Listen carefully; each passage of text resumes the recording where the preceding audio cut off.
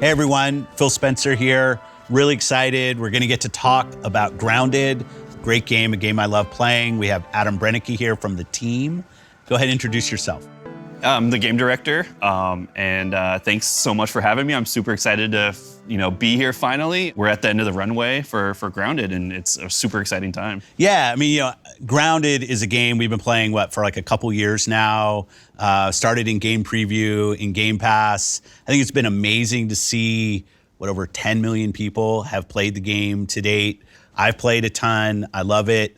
I can't wait for the 27th of September when we get 1.0, GA, story mode, all of the great things that are coming.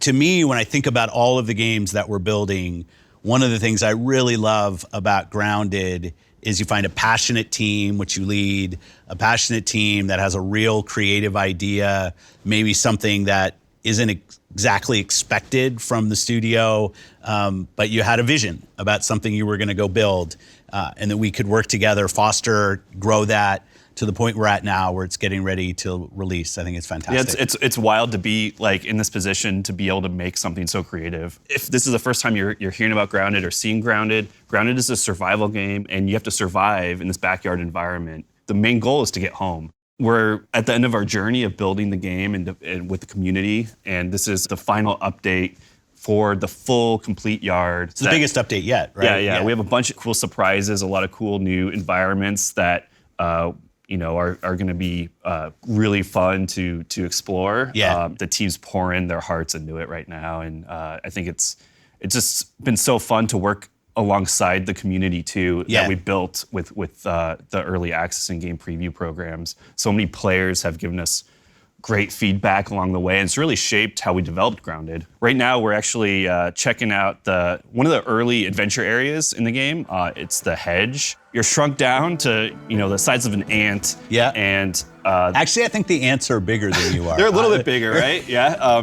The players right now are going through this hedge maze, and it's nestled on the side of the house. You're trying to figure out how you got here and how you're going to get home. Part of the adventure is exploring all these cool areas and environments of the yard.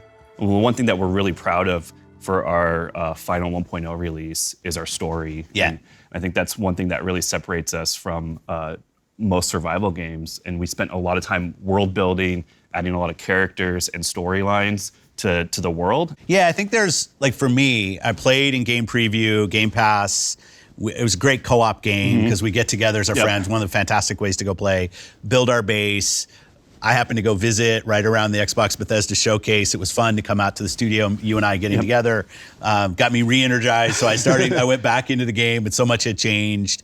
And now I'm so waiting for that story mode, the setting, because the story, it's a great setting for a story, kind of have a guided beginning of the game. And then the sandbox will obviously just open up for players. And how will you deal with, I assume you'll have some players who will be like me, returning, of the 10 million people who have played when it comes out. And then you have other players who are brand new, where the idea of, okay, now it's at 1.0, now is when I'm gonna go dive in. You as a team, how do you think about those kind of different players coming, and how do you design for that? Yeah, so I think the one thing that, we want to invite all the players that have tried Grounded, even 2 years ago, we want them to come back and try it again and experience the full story, experience the full yard, because there's so much content in this yard. It's a big open world. There's so many cool environments, cool creatures to find.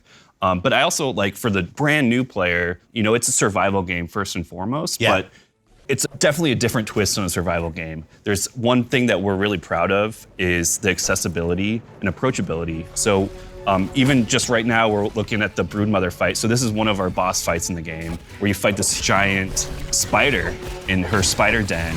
It looks kind of funny, because we have arachnophobia mode. And that's one thing that's really important to us is making the game accessible for all different types of players. We have tons of game options. So even if survival seems, that might be a hardcore genre of game, we're trying to bring in a huge audience with a lot of options to play the game how you want to play. I think that's really important to us. And we saw that in the community. Certain people just focused on the base building and building, frankly, almost levels or bases that took over the whole size of the lake, which was awesome. I think you're going to get a lot of people who want story. I think the boss battles and the kind of the circle of collecting items, building up your crew so you can go in and take down different parts of the game. Awesome. People built huge fortresses and spent an enormous amount of time building these crazy, crazy, huge forts.